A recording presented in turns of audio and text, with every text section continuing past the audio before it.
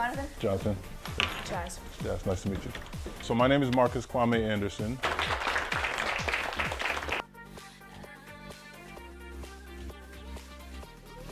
We just kind of connect the two sides. I've been, creating art of one kind or another ever since I could lift up a crayon. Some of these pieces you're going to be seeing are just some people who are heroes of mine or people that I find inspiration in. But heroes can be many different things, not necessarily just Superman, Spider-Man, or Batman.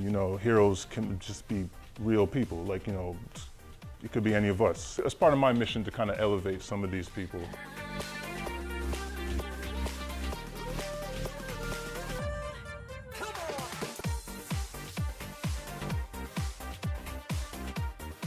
I learned that every drawing that he had has a meaning to it, and I guess that kind of like pushes me to like have meanings behind my drawing instead of like doodling, because you check all my tests and papers and all that, there's doodles everywhere.